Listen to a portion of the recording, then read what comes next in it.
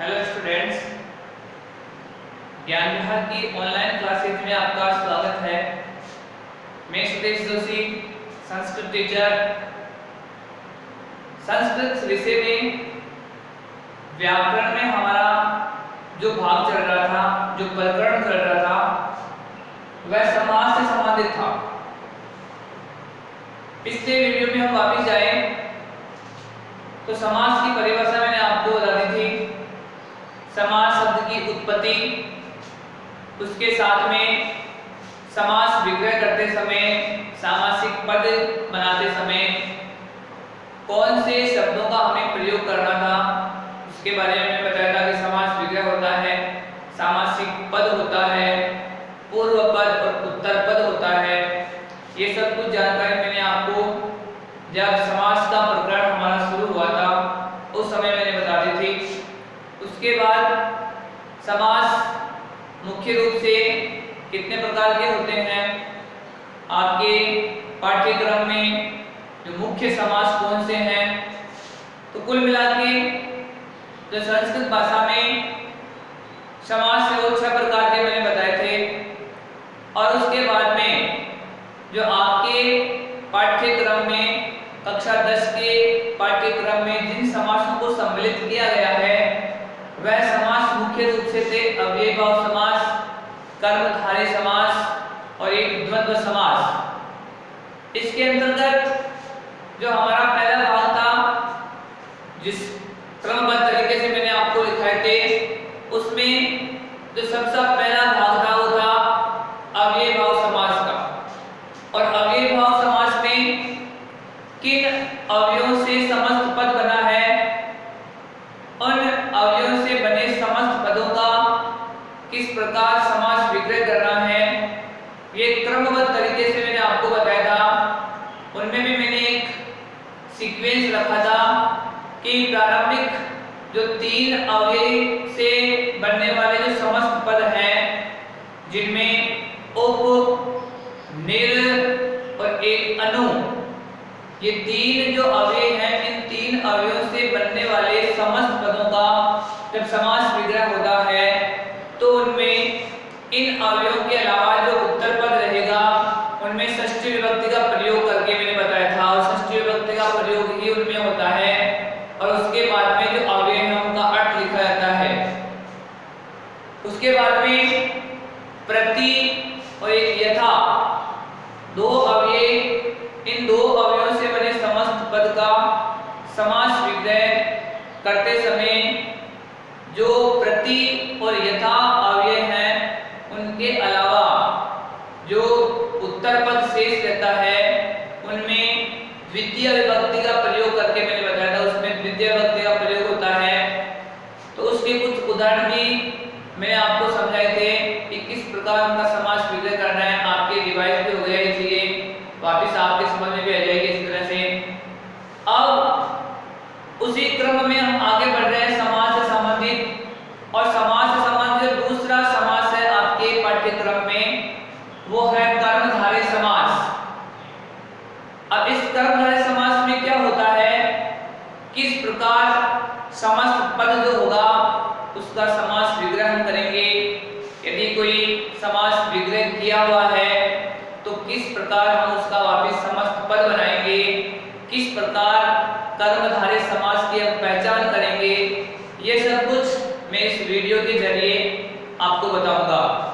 तो सबसे पहले कर्मधारय समास की तरफ चलते हैं हम इस प्रकरण में। कर्मधारय समास में क्या होता है, मैंने समास से संबंधित जब चर्चा शुरू की थी, समास से संबंधित हमारा प्रकरण शुरू हुआ था, तो उस समय मैंने बताया था कि समस्त पद 2 शब्दों से मिलकर बनता है, 2 पदों से मिलकर बनता है। एक पद पूर्व पद होता है, दूसरा उत्तर पद होता है। तो इसमें कर्मधारय समास में क्या होता है, इसका एक पद यानी पूर्व पद विशेषण या उपमान होगा तथा उत्तर पद है वो विशेष्य अथवा उपमेय होता है। अब इनकी भी मैं आपके सामने चर्चा करूंगा कि विशेषण क्या होता है और विशेष्य क्या होता है। फिर उसके बाद में उपमान और उपमेय। इस संबंध में मैं बताऊं आपको कि विशेषण और विशेष्य, विशेषण तथा विशेष्य, इनको आप मेरे हिसाब से भली भांति जानते होंगे, इनकी परिभाषा आपको आती होगी जहां तक मुझे विश्वास है। फिर भी मैं आपको इनके बारे में फिर से अवगत करा देता हूं कि विशेषण क्या होता है और विशेष्य क्या होता है। विशेषण संज्ञा अथवा सर्वनाम की विशेषता बताने वाले शब्दों को विशेषण कहते हैं। संज्ञा अथवा सर्वनाम की विशेषता प्रकट करने वाले जो शब्द होंगे वो विशेषण कहलाते हैं। अब इसमें क्या आता है, विशेष्य। विशेष्य होता है जिसकी विशेषता बताई जाती है, जिसकी विशेषता बताई जाती है उसे विशेष्य कहते हैं। उदाहरण के तौर पे जैसे हम सब लिख रहे हैं सुंदर बालक, इसमें जो पूरा शब्द बना है, पूरा जो पद बना है वो दो शब्दों से बना है। पहला शब्द है इसमें सुंदर और दूसरा है बालक। अब जो सुंदर शब्द है वह विशेषण शब्द है, विशेषण है, और दूसरा जो शब्द है बालक यह है विशेष्य। अर्थात बालक की विशेषता प्रकट कर रहे हैं कि बालक सुंदर है, तो इसमें जिसकी विशेषता बताई जाती है उसे विशेष्य कहते हैं। और संज्ञा अथवा सर्वनाम जो शब्द है, अर्थात बालक इसमें सर्वनाम शब्द है, संज्ञा शब्द है, और इस संज्ञा शब्द बालक की विशेषता है कि वो बालक सुंदर है। तो इसमें पहला पद विशेषण तथा दूसरा पद विशेष्य होता है। इस कर्मधारय समास में जो पूरा पद अर्थात जो समस्त पद लिखा हुआ रहेगा, उस समस्त पद में जब दो पद रहेंगे तो पहला पद विशेषण और दूसरा पद विशेष्य होता है। दूसरा इसमें उपमान और उपमेय, उपमान और उपमेय। उपमान क्या होता है, उपमेय क्या होता है? उपमान होता है जिसकी उपमा दी जाती है। उपमा मतलब जिसका नाम दिया जाता है उसे उपमान कहते हैं, और उपमेय कहते हैं जिसको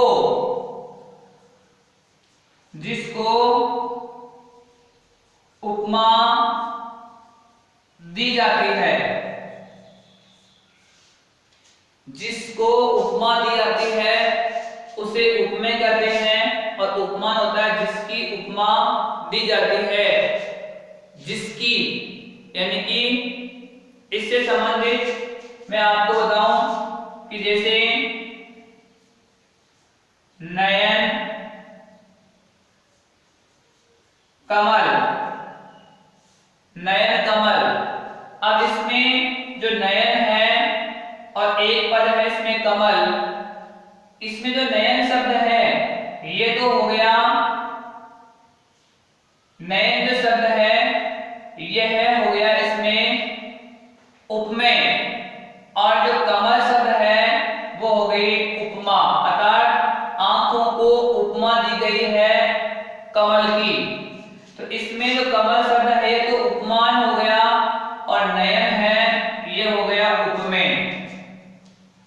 तो इसमें आपको समझना है दो प्रकार से जब समस्त पद आता है कर्मधारय समास में, तो कर्मधारय समास में आपको देखना है कि जो पूर्व पद रहेगा विशेषण और उत्तर पद रहेगा वो विशेष्य होगा, या फिर पूर्व पद उपमान और उत्तर पद जो होगा वो उपमेय होगा।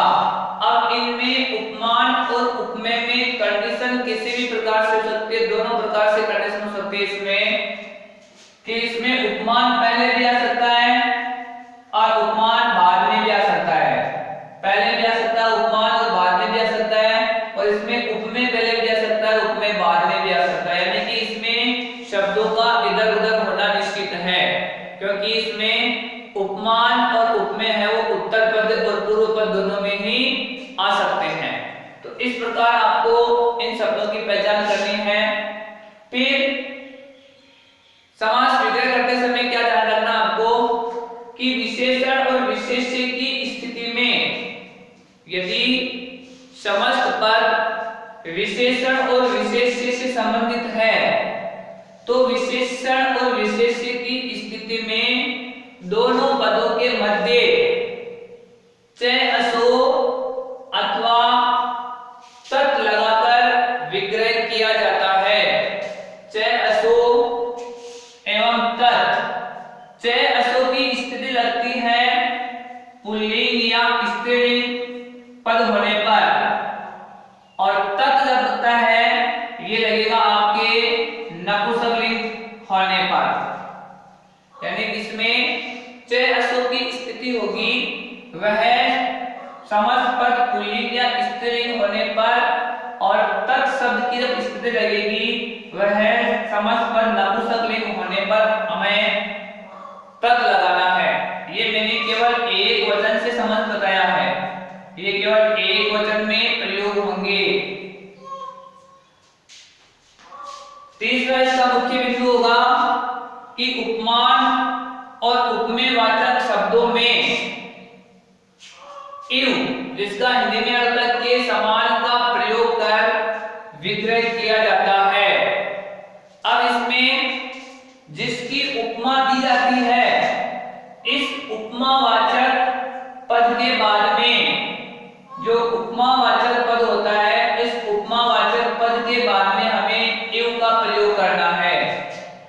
जिसकी उपमा दी जाएगी, इस उपमावाचक शब्द के बाद में हमें इव का प्रयोग करना होगा। मुख्य बात कि इस कर्मधारय समास में ध्यान पूर्वक सुनना इसे, कि कर्मधारय समास में जो समस्त पद जिस लिंग में होता है, जिस वचन में होता है, उसी लिंग और वचन में समास विग्रह करते समय दोनों पद रहेंगे। दोनों पदों को समास विग्रह करते समय जो समस्त पद का लिंग एवं वचन होता है, उसी लिंग और वचन में उसका समास विग्रह होगा। अब यहाँ आपको उसमें लिंग और वचन की पहचान करनी है। लिंग और वचन की पहचान करने के बाद में ही आपको उसका दोनों पदों को लिखते समय, समास विग्रह करते समय उसी लिंग और वचन में लिखना होगा। उदाहरण के तौर पे आपको बताता हूं मैं, बिल्कुल साधारण है इसमें। जैसे शब्द है सुंदर बालक है, सुंदर बालक है, ये समस्त पद है पूरा, सुंदर बालक है। अब इस समस्त पद में सबसे पहले हमें विशेषण, उपमान, विशेष्य, उपमेय देखना है। तो इसमें जब हम देखेंगे समस्त पद में, तो पहला पद विशेषण और दूसरा पद विशेष्य है, तो हमें क्लियर हो जाना चाहिए कि ये विशेषण और विशेष्य वाला कर्मधारय समास है। तो इसमें जब इसका समास विग्रह करेंगे तो हमें चय असो का प्रयोग करना होगा। ये स्थिति लागू होती है एक वचन शब्द में। अब एक वचन है पूरा पद, सुंदर है बालक है। यदि इस समस्त पद को हम देखते हैं तो ये पुल्लिंग प्रथमा विभक्ति एक वचन का पद लगता है।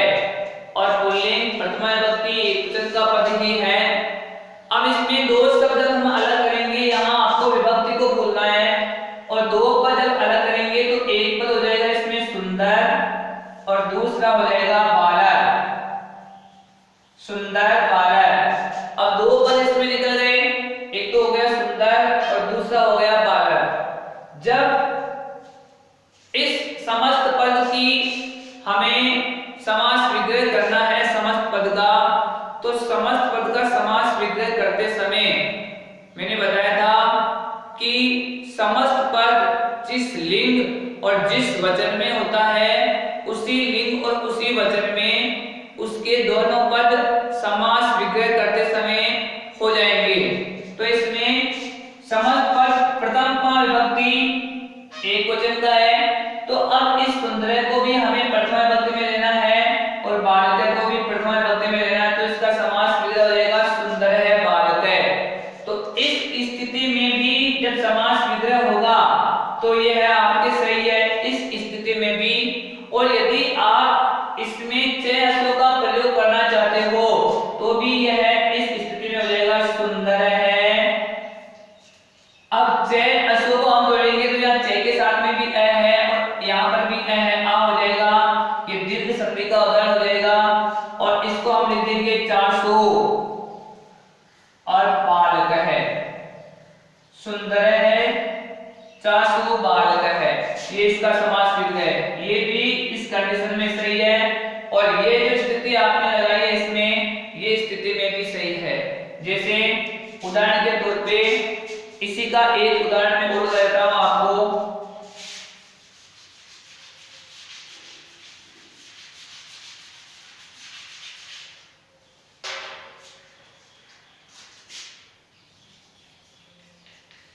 कृष्ण सर्प है, कृष्ण सर्प है, ये भी विशेषण और विशेष्य की स्थिति वाला समस्त पद है, क्योंकि यहाँ सांप का या सांप की जो विशेषता है कि सांप है वो कृष्ण है, काला है, तो इसमें समस्त पद ये भी पुल्लिंग प्रथम विभक्ति एक वचन का है। इसका समास विग्रह करेंगे तो दो पद इसमें लिख लेते हैं, एक तो कृष्ण है और एक है सर्प है। दो, एक तो कृष्ण और सर्प, ये प्रथम विभक्ति एक वचन में समस्त पद, तो समास विग्रह करते समय भी हमें प्रथम विभक्ति एक वचन में लेना है, तो इसका हो जाएगा कृष्ण है सर्प है। ये इस स्थिति में समास विग्रह हो जाएगा, ये भी सही है। और इसको आप अगर 400 से जोड़ना चाहते हो तो हो जाएगा कृष्ण 400 सर्प है, ये स्थिति भी इसकी सही है। यानी कि अगर 400 का प्रयोग आप नहीं करना चाहते और आप केवल इस समस्त पद को जिस लिंग जिस वचन में जिस विभक्ति में उसी में आप विग्रह करना चाहते हो तो कृष्ण है सर्प हो जाएगा। इसी प्रकार जैसे नपुंसकलिंग का उदाहरण है सुंदर पुस्तकम, ये समस्त पद है सुंदर पुस्तकम। अब यह जो शब्द है वो नपुंसकलिंग का है पूरा, सुंदर पुस्तकम।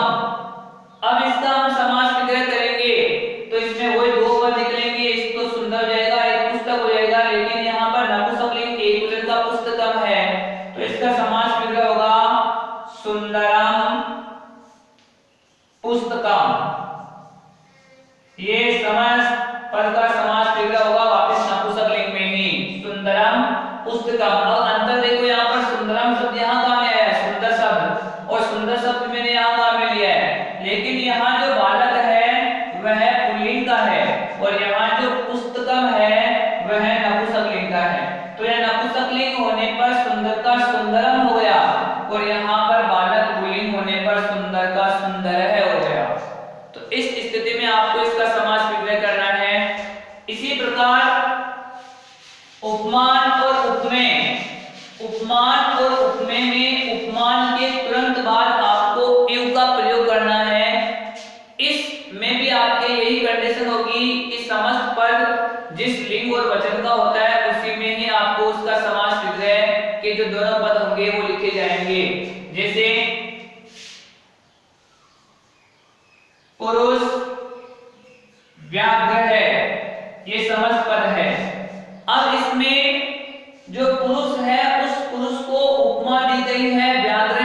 की, यानी पुरुष को उपमा दे दी गई है व्याघ्र शेर की, तो इसमें उपमा जो शब्द होगा, इस उपमा शब्द के बाद में उपमान जो शब्द है, उपमान शब्द के बाद में आपको इव का प्रयोग करना है। समस्त जो पद है वह पुल्लिंग एकवचन का है। समास विग्रह हम करेंगे तो ये हो जाएगा पुरुष है, व्याघ्र है, और यहाँ पर आपको उपमा दी गई है व्याघ्र की, इसके तुरंत बाद में इव का प्रयोग करना है। पुरुष है, व्याघ्र, इव। तो इसमें आपको उपमान और उपमेयवाचक शब्द है उसमें इव का प्रयोग करके समास विग्रह करना है, जिसमें उपमान और उपमेय दिया जाता है। इसके बाद में जैसे एक उदाहरण बता दूं मैं आपको, घन श्याम है, घन श्याम है, इसमें घन का मतलब होता है बादल और श्याम का मतलब होता है काला। अर्थात जब इसका समास विग्रह हम हिंदी में करेंगे तो होता है बादल के समान काला। तो इसमें जो उपमान शब्द है उसके तुरंत बाद आपको इव का प्रयोग करना होगा। तो जो उपमान शब्द होगा इसमें बादल होगा, क्योंकि काला बताया गया है किसके समान, बादल के समान। तो इसका समास विग्रह करेंगे तो हो जाएगा घन है, एव श्याम है, घन है एव श्याम है, अर्थात बादल के समान काला। तो यह है आपके कर्मधारय समास हैं। कर्मधारय समास के उदाहरण मैंने आपको इसमें बता दिया है। कुछ उदाहरण इसके आपको स्वयं को करने हैं। अगला हमारा जो प्रकरण होगा समास से संबंधित